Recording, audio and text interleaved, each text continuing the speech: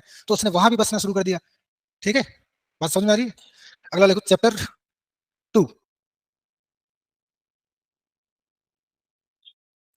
क्या टाइटल है इसका? ठीक है। पिछले वाले में अपन ने बात की थी हंटर और गैदरर की। ठीक है, स्किल्ड गैदरर की बात की थी, और थोड़ी सी बात हुई थी एग्रीकल्चर की भी। ठीक है, जब अपने वो जो बलूचिस्तान वाले उस एरिया की बात की थी, तो वहां पे अपने कहा कि बाड़ले उगा रहे हैं, वीट उगा रहे हैं, सेटलमेंट हो रहा है, छोटे छोटे गांव बन रहे हैं। तो ये जो यात्रा है कहाँ से कहाँ की?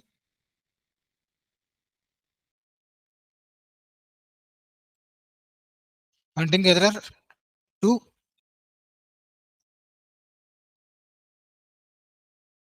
सीधा सीधा मतलब कृषि, एग्रीकल्चर। ठीक है, तो सबसे पहली बात इसमें वो देता है, वो कहता है 2 मिलियन ईयर्स अगो।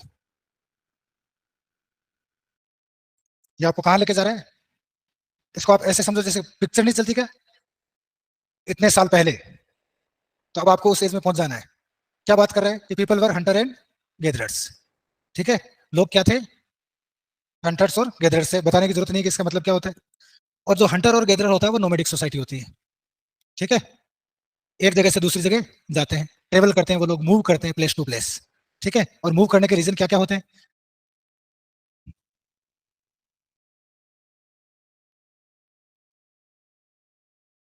सीधा सीधा इन सर्च ऑफ फूड। ठीक है, अगर कहीं का सारा जो भी वेजिटेशन है, वनस्पति खाने लायक है, या जो भी जानवर खाने लायक है, वो आपने खा लिया, अब नहीं है वहां पे, तो आपको ऐसी जगह जाना पड़ेगा ना जहां पर है। ठीक है, तो आप बेसिकली किसकी तलाश में घूम रहे हो? फूड की तलाश में मूव कर रहे हो। ठीक है, अब क्योंकि आप डिपेंड होते हो जानवरों के ऊपर। ठीक है, यहाँ पे कृषि तो कर ही नहीं रहा ना, हंटर और गैदरर है। तो आपने डिस्कवरी में देखा होगा, जो चैनल वगैरह आते हैं, डिस्कवरी हिस्ट्री चैनल कई सारे आते हैं ये, जिसमें जो वाइल्ड लाइफ की जो स्टोरीज आती है, उसमें आपने देखा होगा कि जैसे ही धूप पड़ती है सारा वो जंगल सूख जाता है। ठीक है, तो जो जो विल्डर बीड्स होते हैं वो सारे के सारे मूव करते हैं। ठीक है, बीच में वो मगरमच्छ उनको खा जाता है जब वो नदी क्रॉस करता है। तो जब वो जानवर जाएंगे तो उन जानवर के पीछे पीछे आपको भी तो जाना पड़ेगा, क्योंकि आप उन पर डिपेंड हो। ठीक है, तो एनिमल मूव करते थे और पीपल उसको फॉलो करते थे। क्लियर है? बात समझ में आ रही है? यहाँ डायरेक्टली आदमी को जाने की जरूरत नहीं है, लेकिन अब जरूरत पड़ेगी क्योंकि जानवर जा रहे हैं। तो जिन पे आप डिपेंड हो वही वहां से मूव कर रहा है, तो आपको तो मूव करना ही पड़ेगा। ठीक है, तो animals use to move and people use to follow them. ठीक है भाई। इसके अलावा सीजनल मूवमेंट। ठीक है, कान इधर से पकड़ो उधर से पकड़ो, एक ही बात है, एक ही बात को 4 बार बोल रहा है। ठीक है, जब सीजनल चेंज होंगे तभी तो एनिमल जाएंगे एक दूसरे से दूसरी जगह। ठीक है, तो एक बार कई बार खुद के लिए भी हो जाता है कि कहीं बहुत ज्यादा बारिश होने लगे, बहुत ज्यादा ठंड पड़ने लगे, या बहुत ज्यादा गर्मी पड़ने लगे, तो भी आदमी उस जगह को छोड़ देता है। ठीक है, अगला है इन सर्च ऑफ वाटर। अब क्योंकि ये छठी क्लास के बच्चे को पढ़ाया जा रहा है ना, तो एक ही बात को तीन तीन चार चार तरह से बोल रहे हैं। बाकी बात तो यहीं पे समझ में आ जाती है। इन सर्च ऑफ फूड, कहानी खत्म। चारों का अल्टीमेट एम तो यही है। घुमा फिरा के बात तो आप यही कर रहे हो, लेकिन क्योंकि छठी क्लास के बच्चे की किताब है ये, तो उसको अलग अलग, जहां पानी खत्म हो जाता है तब भी जाते हैं, जानवर चला जाता है तब भी जाते हैं, आप खाना सारा खा लेते हैं नहीं बचता है तब भी जाते हैं, मौसम चेंज होता है तब भी जाते हैं। ठीक है, तो ये रीजन बता रहे हैं। अच्छा, हम जिन लोगों की बात कर रहे हैं कि इतने साल पहले ये लोग हुआ करते थे, हम उन लोगों को जानते कैसे? आर्कियोलॉजिकल सोर्सेज से। ठीक है, भाई आज कहीं पे खुदाई होती है, वहां पे या तो इनके टूल्स मिलते हैं, या इनकी बॉन्स मिलती है। ठीक है, या इनकी एक्टिविटी की कोई पहचान मिलती है। समझ में आई बात? तभी तो हम जानेंगे कि इस समय के टाइम में कार्बन डेटिंग भी है आज के टाइम में, तो टाइम तो अपन पता कर सकते हैं कि ये कितने टाइम पहले की बॉन है। ठीक है, या कितने टाइम पहले का टूल है। समझ में आई बात? तो हमें इनके बारे में पता किससे चलता है?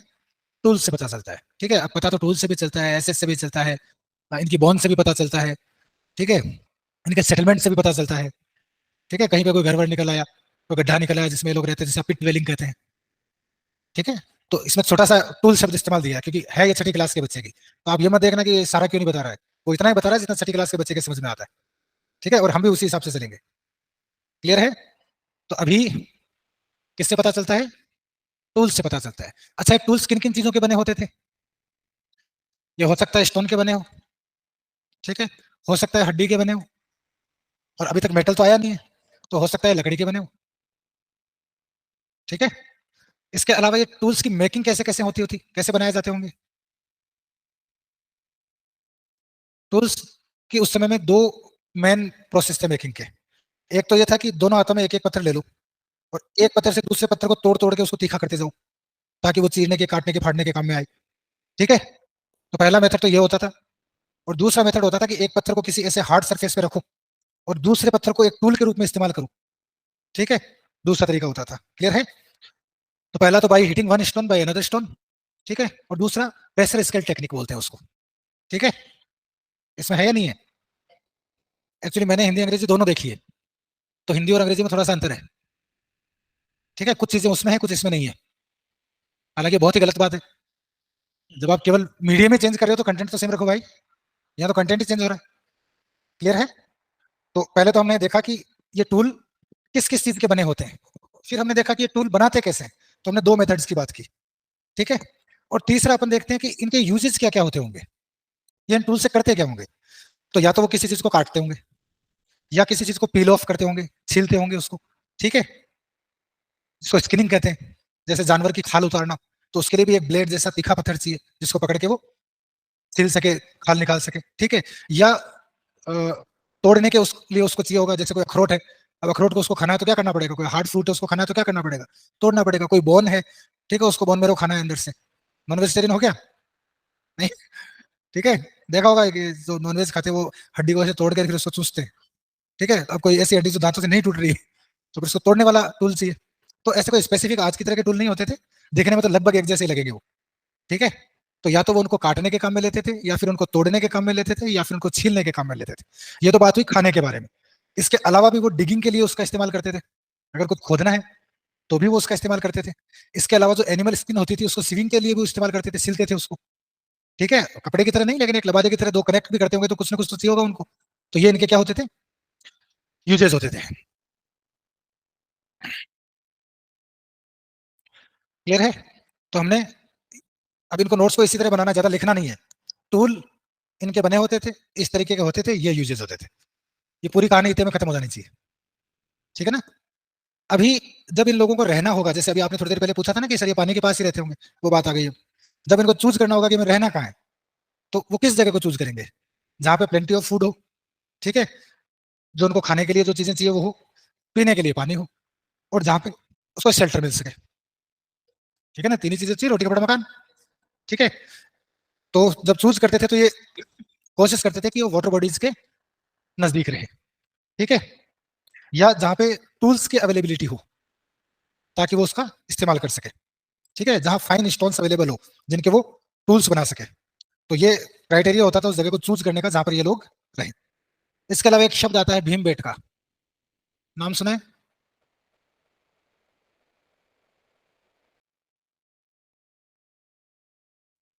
एक तो अंग्रेजों ने सब चीजों का सत्यानाश कर दिया है। ठीक है, इसको क्या लिखते हैं अंग्रेज? यही तो लिखते हैं ना। इसको क्या लिखते हैं? ठीक है, तो इसको क्या लिखेंगे, बैठक को। ठीक है, कहानी में बताया जाता है कि भीम यहाँ पे बैठा करता था, या भीम के बैठने की जगह थी, बैठक थी। भीम जो महाभारत का पात्र है, हालांकि वो हिस्ट्री नहीं है, लेकिन ये टेल्स में, स्टोरीज में है। ठीक है, तो भीम तो वो वाला भीम है महाभारत वाला, और ये बैठ का नहीं है, बैठक है ये। ठीक है, अंग्रेजों को बैठक नाम देना आता नहीं था, उन्होंने बैठक को बैठ का कर दिया, तो अब ये नाम क्या पड़ गया, भीम बैठ का। कहाँ पर है ये? मध्य प्रदेश में। कहाँ पर, कौन से जिले में? रायसेन जिले में। ठीक है, अगर आपसे पूछे कि कौन से माउंटेन रेंज के एज पर है ये, विंध्या। ठीक है, पूछने वाला तो कुछ भी पूछ लेगा। अच्छा, ये कौन सी साइट है? पैलियोलिथिक है, मीजोलिथिक है, नियोलिथिक है, कौन सी है? ये सारी साइट है। इसमें पैलियोलिथिक एविडेंसेस भी मिलते हैं, मीजोलिथिक भी मिलते हैं, नियोलिथिक भी मिलते हैं, इसके बाद में कुषाणों तक मिलते हैं। ठीक है, जब तक कुषाण डायनेस्टी आती है ना, वो तो बहुत बाद में आती है, उसके भी एविडेंसेस मिलते हैं इसमें। ठीक है, तो ये पर्टिकुलर कोई एक चीज की साइट नहीं है, क्योंकि लोग आते जाते रहे, ये गुफा तो जहां थी वहां थी, ये थोड़ी कहीं गायब हुई थी। आदमी 100 साल जीता, ये तो हजारों सालों से वहीं पे थी। तो जो भी आया वो अपने फुटप्रिंट्स यहाँ छोड़ गया, अपने निशान यहाँ छोड़ गया, जिनको आज अपन क्या करते हैं, स्टडी करते हैं। लेकिन मेनली देखा जाए तो पेलियोलिथिक और मिजोलिथिक साइट है, अगर मोटे मोटे तौर पर देखा जाए तो। लेकिन इस पर अड़ना नहीं कि यही साइट है, इसके अलावा भी चीजें मिलती है। एनसीईआरटी में इतना ही बताया गया कि ये कौन सी साइट है, पेलियोलिथिक एंड मिजोलिथिक साइट है।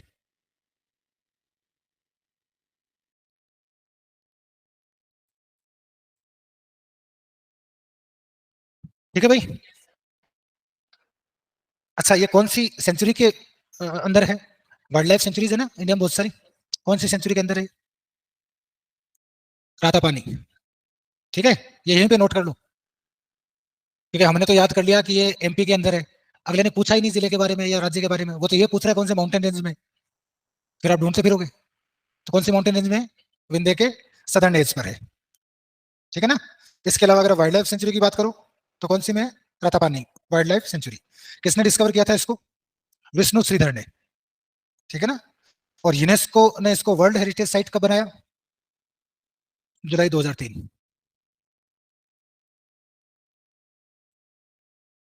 ठीक है, ये सारे वन लाइनर क्वेश्चन है जो इस पे बनते हैं, ठीक है। अच्छा, ये फेमस किस लिए? रॉक पेंटिंग्स के लिए फेमस है, ठीक है ना। आगे इसको बहुत डिटेल में पढ़ेंगे, कौन से कलर का वो लोग इस्तेमाल करते थे, क्या क्या डिजाइन उन्होंने बनाई है, ठीक है। अभी एनसीईआरटी के हिसाब से इतना पर्याप्त है, ये भी ज्यादा ही है। एनसीईआरटी में तो इतना दे रखा है, भीमबेटका है, रॉक पेंटिंग्स के लिए फेमस है, और मध्य प्रदेश में है। उन्होंने तो रायसेन भी नहीं ले रखा इसमें, ठीक है ना। लेकिन फिर भी क्योंकि ये सवाल बनते हैं, थोड़ा मोटा मोटा आइडिया आपको होना चाहिए। अच्छा, इसके अलावा भी रॉक पेंटिंग है आसपास में और कहीं? सदर्न यूपी में भी रॉक पेंटिंग्स मिलती है, केव पेंटिंग्स, ठीक है। अच्छा, अब एक नई चीज आपके एनसीईआरटी में इसका देखो, मैंने आपको नोट्स बना के इसलिए नहीं दिए हैं, मैं चाहता तो इनको डायग्राम के हिसाब से सेट करवा देता, किताब को देखने की जरूरत नहीं पड़ती अपने को।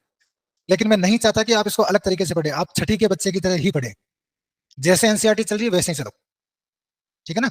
अगर कोई चीज बीच में टूट भी रही है तो छोड़ दो उसको, वहीं तोड़ दो, जब दोबारा एनसीईआरटी उसकी बात करेगी तभी उसकी बात करना, क्योंकि हम इस पैटर्न को फॉलो करना चाहते हैं जो एनसीईआरटी का पैटर्न है, ठीक है। ये भी हो सकता था कि मैं कुछ नहीं करता, 4 डायग्राम बना के लाकर पूरी चीजें आपको समझा देता, उसमें समय भी कम लगता, चीजें आपकी थोड़ी फाइन भी होती, आपको रिवाइज करने में भी आसानी होती। ये तरीका मुश्किल है, ठीक है, लेकिन ये वो तरीका है जो एनसीईआरटी कह रही है, ठीक है।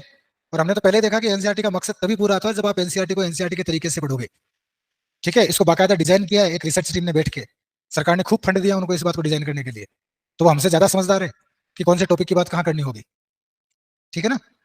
खैर, फाइंडिंग आउट अबाउट फायर, अगला क्या है इसमें?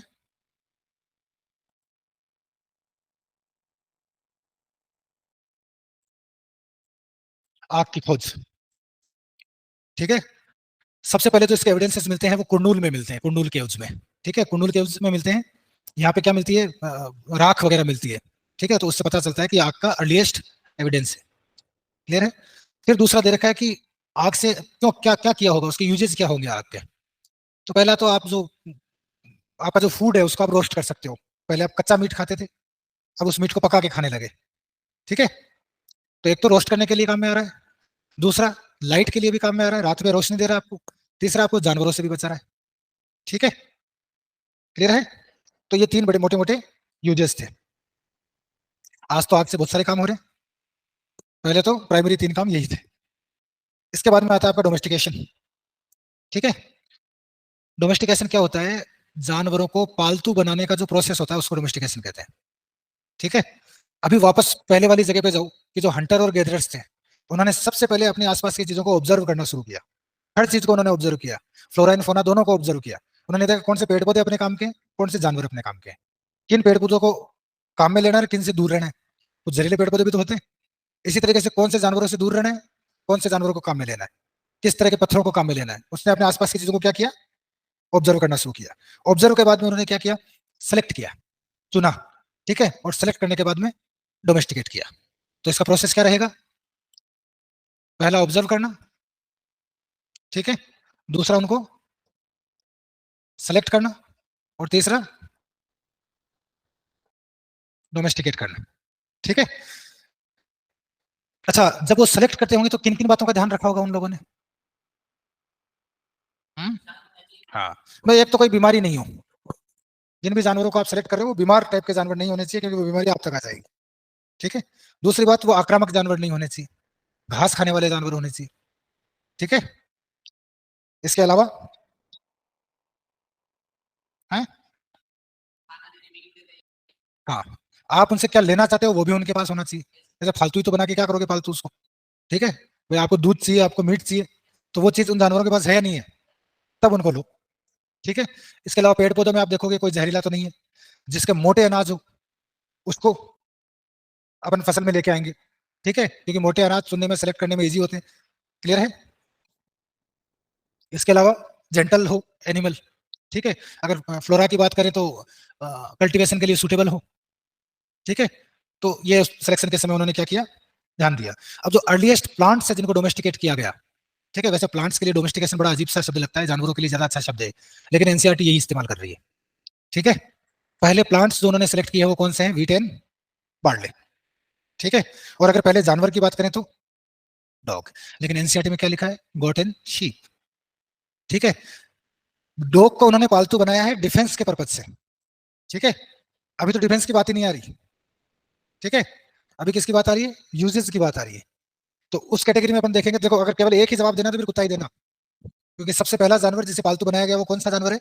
डॉग।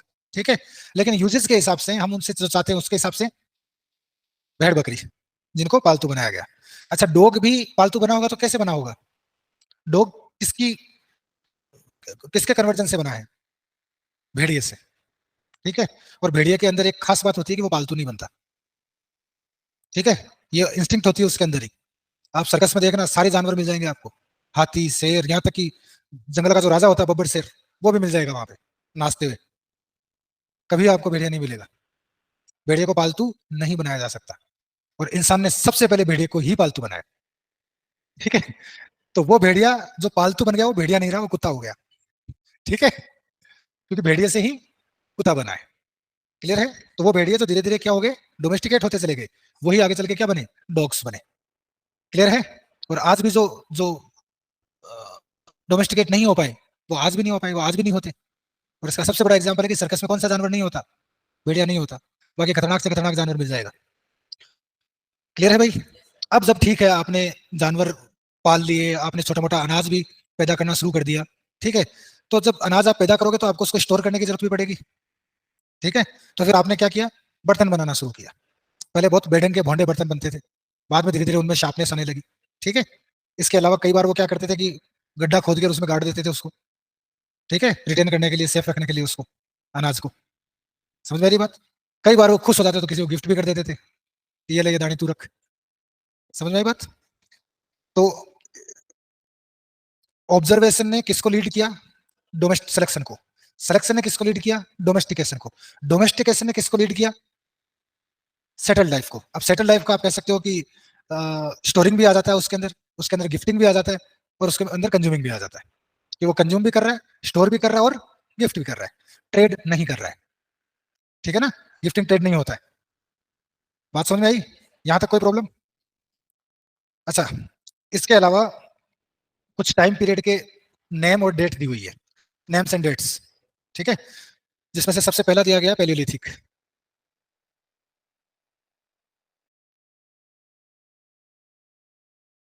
Palaeolithic as. ठीक है, एक्चुअली पैलियोलिथिक दो शब्दों से मिलकर बना है, दोनों ग्रीक वर्ड है, पैलियो एंड लिथिक। पैलियो का मतलब होता है ओल्ड या पुराना, लिथिक का मतलब होता है पत्थर।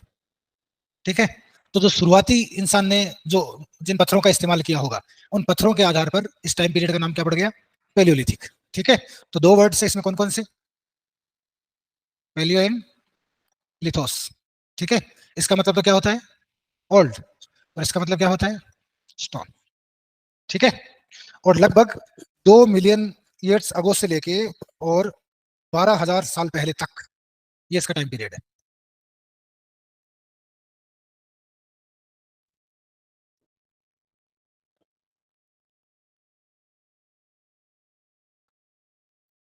ठीक है ना? ये इसका टाइम पीरियड है। अच्छा, इसको भी आगे फर्दर क्लासिफाइड किया जा सकता है। ठीक है, ये जो पेलियोलिथिक एज है ना, इसको भी आप चाहो तो आगे 3 भागों में तोड़ सकते हो। कौन कौन सी? अपर, मिडल और, ठीक है भाई, कोई दिक्कत इसमें? क्लासिफिकेशन पे तो अपन डे 1 बात कर ली थी कि क्लासिफिकेशन क्या होता है और कैसे होता है, तभी अपन ने ये बात की थी, तो इसको ज्यादा बताने की जरूरत है नहीं।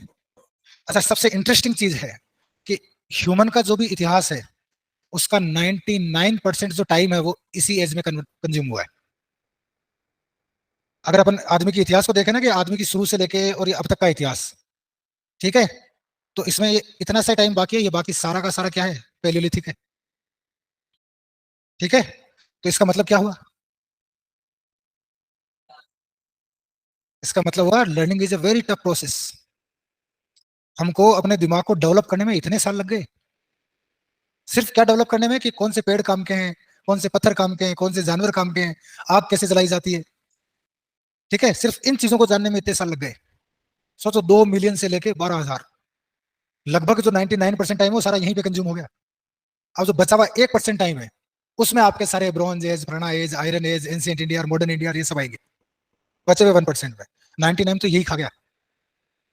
क्लियर है? तो इसका मतलब हम शुरुआत में बहुत स्लोली सीखते हैं, फिर धीरे धीरे हमारी लर्निंग की स्पीड बढ़ती जाती है। ठीक है? आप सोचो आदमी को हंटिंग गैदरिंग से एनिमल रियरिंग पे आने पे, एनिमल रियरिंग से एग्रीकल्चर पे आने पे कितना समय लगा, और आज की तारीख में आज मोबाइल का नया मॉडल आता है और दूसरे दिन फिर नया आ जाता है नई टेक्नोलॉजी के साथ में। ठीक है? तो अब लर्निंग कितनी फास्ट हो गई है, क्योंकि हमारे जो पास्ट, जो आपने कहा था ना हिस्ट्री क्या है, history is the collection of past experiences. तो अब हमारे पास में इतने अनुभव इकट्ठे हो चुके हैं कि हम उनके आधार पर क्विक फैसले ले रहे हैं। इसका मतलब होता है ये जो स्टेटमेंट बोला था, history is the collection of या collective memory of past incidents, तो इसका ये मतलब होता है। ठीक है? खैर, इसके अलावा इसके बाद में कुछ क्लाइमेट में चेंजेस होता है। ठीक है? ये होलोसिन प्लास्टोसिन इनको बोलते हैं। पहले ठंड हुआ करती थी, अब धीरे धीरे ठंड कम होने लगी है, हल्का हल्का वातावरण गर्म होने लगा है। ठीक है? अच्छा, गर्म होने से क्या होगा, गर्म होने से ग्लेशियर पिघलेंगे, ग्लेशियर पिघलेंगे तो नदियां बहेगी। ठीक है? नदियां बहेंगे तो पानी के सोर्सेज आएंगे, जब पानी के सोर्सेज आएंगे तो लोग भी उसके पास आएंगे, जानवर भी उसके पास आएंगे, वनस्पतियां भी उसके पास आएंगी, प्लेन्स होगा उनमें घास उगेगी। ठीक है? अब एक बात सोचने की कि पहले जब आदमी हंटर और गैदरर था तब आदमी पेड़ों पे था, बंदर की तरह। ठीक है? जब ये मौसम में चेंज आया, ठीक है, और अब आदमी पेड़ से नीचे उतरता है। पेड़ से नीचे क्यों उतरता है? क्योंकि मौसम के चेंज होने की वजह से ये पेड़ कम होने लगे और घास ज्यादा होने लगी। ठीक है? अब उसके जो सोर्सेस थे वो यहाँ पर है नहीं, तो अब उसे अपनी भूख मिटाने के लिए नीचे आना पड़ेगा। जैसे ही वो पेड़ों के नीचे घास में आता है, ठीक है, तो उसके साथ सबसे बड़ी समस्या ये होती है कि उसको खड़ा रहना सीखना पड़ेगा। क्लियर है? क्योंकि अगर वो घास में रहेगा तो घास से ऊपर नहीं देख पाएगा, तो ना तो वो शिकार को देख पाएगा लंबी दूरी तक। ठीक है? तो घास के लिए सुटेबल लाइफ नहीं है। क्लियर है? अब आदमी क्या करेगा, खड़ा होना सीखेगा, और खड़ा होगा तो उसे एक एक्स्ट्रा फायदा होगा जिसका उसे पता ही नहीं था, कि तुम्हारे 2 हाथ फ्री हो जाएंगे। ठीक है? तो इनसे आप और दूसरे काम ले सकते हो। ठीक है? बात समझ में आ रही है? क्योंकि आप देखो ना, एक आदमी अगर चारों पैरों पर रहेगा तो ज्यादा दूरी तक नहीं देख पाएगा, वो ज्यादा तेज भाग भी नहीं पाएगा। दरअसल हम लोग 2 पैरों पे खड़े होने के लिए नहीं बने, ये हमने सीखा है। ठीक है? ऐसे हम है नहीं। यही रीजन होता है कि बुढ़ापे में आदमी अक्सर झुक जाता है। ठीक है? बात समझ में आई? ये अभी थोड़े दिनों पहले एक क्या नाम है यार उनका, बड़े अच्छे लिरिसिस्ट हैं, साहित्यकार हैं, जावेद अख्तर, उनका कोई पॉडकास्ट था, उसमें सुना, मुझे बड़ी खूबसूरत बात लगी है। ठीक है? ठीक है, सब ये चेंज हो रहा है, ग्रासलैंड्स डेवलप हो रहे हैं, नदियां डेवलप हो रही है, तो अपन पहले पढ़ ही चुके कि इनके क्या फायदे होंगे। जब ये घास उगेगी तो इन घास में कहीं कहीं कहीं कहीं वो अनाज वाली घास से भी उगेगी। ठीक है? जिसको ऑब्जर्वर के थ्रू पहले तो ऑब्जर्व करेगा, फिर उसको सेलेक्ट करेगा, और सेलेक्ट करने के बाद में उसको एग्रीकल्चर में लेके आ जाएगा। ठीक है ना? दूसरा जो पीरियड है वो है मिजोलिथिक। दूसरा कौन सा पीरियड है? पैलेयोलिथिक के बाद में दूसरा पीरियड आता है मिजोलिथिक।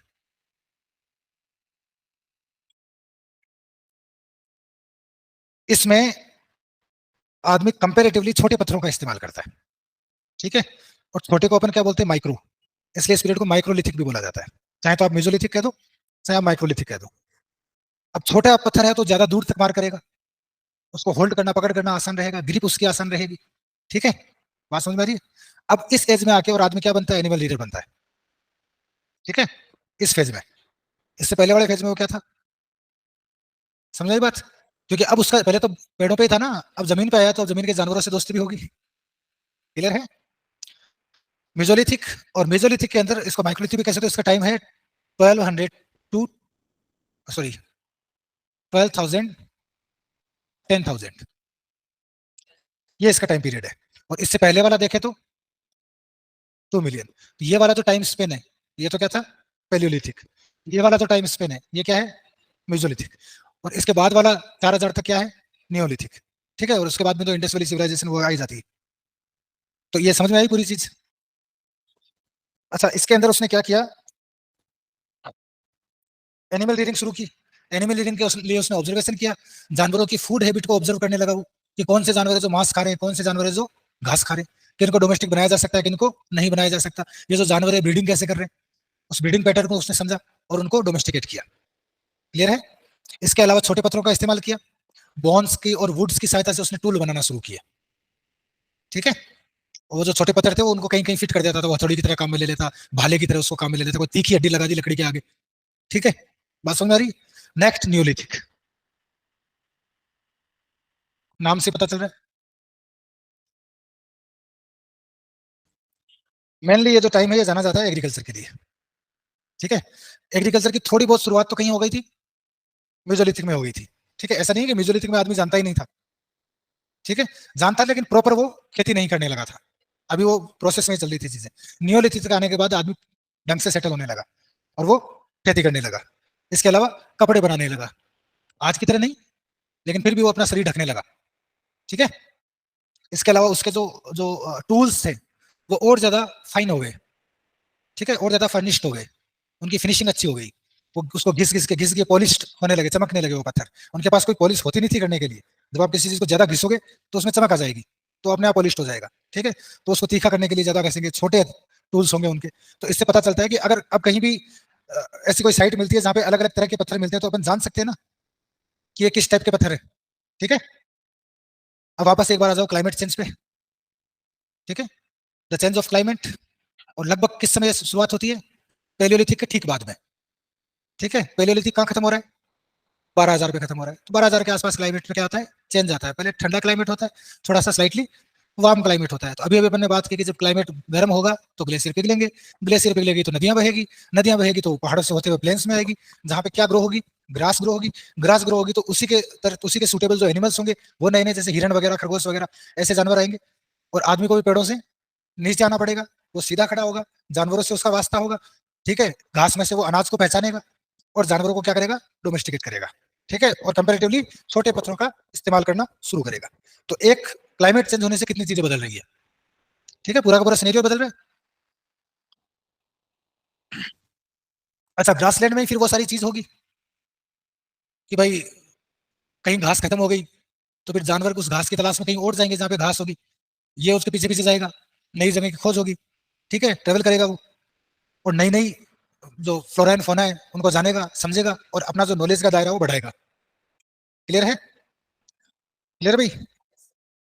अच्छा, इसके अलावा ये तो बात तो होगी कि क्लाइमेट चेंज से क्या क्या फर्क पड़ रहे हैं ना। तो पीपल ऑब्जर्व एंड लर्न, लोगों ने ऑब्जर्व किया और सीखा। ठीक है, and this learning led to farming and settlement. ठीक है, और अल्टीमेटली आदमी क्या होता है? खेती करने लगता है और सेटल होने लगता है। इसके बाद वाला जो आपका है, people use to people use to food. अच्छा, एक इसमें आपके एनसीईआरटी में एक छोटा सा पॉइंट और दे रखा है कि आदमी जो भी मीट वीट या जो भी अनाज वनाज वो खाता था, उसके थोड़े टुकड़े वो अपने जहां भी वो गुफा उफा में रहता था उसके बाहर पटक देता था। तो कुछ जानवर उसको खाने के लिए आने लगे, जैसे कुत्ता आने लगा, वो भेड़िया आने लगा, जो आके वहां टुकड़ों पे पलने लगे वो कुत्ता हो गया। ठीक है, अनाज के दाने हैं तो भेड़ बकरी आने लगी। तो उसने ऑब्जर्व करना देख शुरू किया कि किससे मेरे को खतरा है, किससे मेरे को खतरा नहीं है, कौन मेरे जरूरत का जानवर है, कौन मेरे जरूरत का जानवर नहीं है। और इस हिसाब से उसने उसको क्या किया? पालतू बनाना शुरू किया। साथ में जिन जानवरों को उसने पालतू बनाया उसने उसको दूसरे जानवरों से प्रोटेक्ट करना शुरू किया। ठीक है, तो ये भी उसके अंदर एक चीज आई। और सबसे पहला जानवर जो टेम किया गया या पालतू बनाया गया वो कौन सा था? डॉग, कुत्ता। ठीक है, और अगर पहले दुधारू जानवरों की बात करें या मांस वाले जानवरों की बात करें, भाई दो ही चीज चाहिए थी, या तो दूध चाहिए था या मांस चाहिए था, तो फिर किसकी बात करेंगे? भेड़ और बकरी की। ठीक है, अगला है finding out about the first farmers and herders. ठीक है, अब ये मैप दे रखा है पेज नंबर 13 पे। क्या ऑब्जर्व कर पा रहे हो उसमें? कुछ मोस्ट इंपोर्टेंट एरियाज दे रखे हैं, जैसे नॉर्थ वेस्ट का दे रखा है ना, प्रेजेंट डे कश्मीर का दे रखा है, थोड़ा ईस्टर्न एरिया बता रखा है, साउथ इंडियन एरिया बता रखा है कि कहाँ कहाँ पर पशुपालन और कृषि हो रही थी। ठीक है, उसमें बाकायदा देखो एक इंडेक्स बनाई हुई है, उस इंडेक्स के अंदर सिंबल बनाए हुए हैं, कौन सी सोसाइटी का क्या सिंबल है, रेक्टेंगल कौन सा है, ट्रायंगल कौन सा है। ठीक है, तो उससे एक ऑब्जर्वेशन देखिएगा कि कहाँ कहाँ पर क्या चल रहा है। अगला इसमें पॉइंट दे रखा है टुवर्ड्स अ सेटल्ड लाइफ। ठीक है, अब सेटल्ड लाइफ में दो तीन चीजें होगी, या तो वो रहेगा गुफा में। ठीक है, या वो रहेगा गड्ढे में, जिसको पिट ड्वेलिंग कहते हैं, गड्ढा खोद के उसमें से सीढ़ियां बनाएगा, नीचे रह रहेगा। और ये जो पाया जा रहा है ये कहाँ पाया जा रहा है? कश्मीर में जगह बुर्ज होम। ठीक है, और बुर्ज होम में पिट वेल्स मिले हैं। यहाँ पे पिट का एक कॉमन सा कांड जो बिल्कुल कॉमन सेंस से समझ में आता है कि वो ठंडा एरिया है थोड़ा कंपेरेटिवली, और जमीन के नीचे आप रहोगे तो थोड़ा सा आप गर्म रहोगे। ठीक है, अभी भी देखो बेसमेंट थोड़ा सा गर्म होता है, ठीक है ना, गर्मी में ठंडा और ठंड में गर्म रहता है कंपेरेटिवली। तो ये भी इसका रीजन रहा होगा। इसके अलावा उसने कुछ कुछ हट्स टाइप में बनाना शुरू किया, झोपड़ियां बनाना शुरू किया, तिनके विनके डाल के, प्रॉपर जो आज जैसी हट होती है वैसी नहीं, लेकिन एक मोटा मोटा सा उसने एक शेल्टर का जुगाड़ कर लिया। ठीक है, क्योंकि एग्रीकल्चर करना शुरू कर दिया। जब एग्रीजन सोसाइटी हो जाएगी, एग्रीकल्चर करने लगेगा, तो उसको ऐसा तो है नहीं कि जानवर की तरह अभी पकड़ा अभी काट लिया अभी खा लिया। आप उगाओगे, समय लगेगा उसमें 2 3 4 5 महीने का। ठीक है, तब तक आपको वहां रहना पड़ेगा, तो उसके लिए ये सारी चीजें करनी पड़ेगी। अच्छा, आग का आविष्कार पहले हो ही चुका है, आपको पता है, रोस्टिंग उसने शुरू करी थी। रोस्टिंग ये यूट्यूब वाली नहीं, खाने वाली। ठीक है, तो अब जब सेकोगे तो कुछ स्ट्रक्चर भी बनाओगे जहां पे जला के और कुछ सेक सको, तो उसको उन्होंने नाम दिया हर्थ, चूल्हा। ठीक है, अब वो उसकी सुविधा के अनुसार कभी बरसात आ गई तो अंदर खाना बना लिया, ठीक है, कभी मौसम साफ रहा तो बाहर बना लिया। तो घर के अंदर भी बने, झोपड़ियों के अंदर भी बने हुए चूल्हे, और झोपड़ियों के बाहर भी बने हुए। इसके अलावा एक साइट का नाम दे रखा है मेहरगढ़। ठीक है, लिविंग एंड डाइंग। तो मेहरगढ़ में दो चित्र दे रखे हैं। एक तो चित्र दे रखा है उसकी टाउन प्लानिंग का, जिसमें एक मकान का चित्र दे रखा है। ठीक है, यह है कहां पर? हाँ, ठीक है, बोलन पास के पास में। पास जानते हो ना, पहाड़ों के बीच में जो रास्ता होता है, उसको पास कहते हैं, हिंदी में उसको बोलते हैं दर्रा। और उसका नाम क्या है? बोलन। बोलन पास। और कौन से रूट पर है? ईरान वाले रूट पे। ठीक है, ईरान के पास नहीं है, ईरान वाले रूट पर है। क्लियर है भाई? फर्टाइल प्लेन है, फर्टाइल प्लेन है तो सीधी सी बात है एग्रीकल्चर के लिए सूटेबल है। एग्रीकल्चर के सूटेबल है, और क्योंकि ये तो इंडस्ट्रियल सिविलाइजेशन की साइट है, और इंडस्ट्रियल सिविलाइजेशन तो ट्रेड अपने पीक पर था। तो जो आप प्रोड्यूस कर रहे हो वो सरप्लस प्रोड्यूस हो रहा है, सरप्लस हो रहा है तो आप उसको स्टोर भी करोगे। तो इसमें कुछ स्टोर रूम की भी कॉन्सेप्ट है।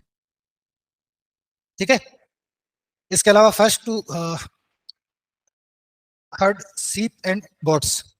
ठीक है, इस एरिया में देखा जाए तो first to grow barley and wheat, ये दोनों इसके बारे में खास बात है। इसके बाद कुछ स्क्वायर हाउसेज है, कुछ रेक्टेंगल हाउसेज है, वो चित्र देखो साथ में दे रखा है, दिख रहा है ना, 4 कंपार्टमेंट में है। ठीक है, अब इनमें से वो किसी को प्रोबेबली स्टोरेज के रूप में भी काम में लेता होगा। ठीक है, आगे चल के देखोगे तो स्टोरेज अलग ही मिले हैं, इनमें स्टोरेज नहीं है, लेकिन क्योंकि ये 6ठी क्लास की किताब है तो बच्चों को समझाने के लिए से बोला है। ठीक है, बाकी ग्रेनरीज अलग से मिलेगी आपको, जब इंडस वैली सिविलाइजेशन को पढ़ोगे ना आप, तो बड़ी बड़ी ग्रेनरीज मिलेगी, वेयर हाउसेज मिलेंगे। ठीक है, वो इस मकान का पार्ट नहीं है। एक इसमें बरियल भी बताया गया है, एक आदमी के उधर कंकाल सा लगा हुआ है, उसके आसपास में वो कुत्ते बिल्ली का कंकाल है।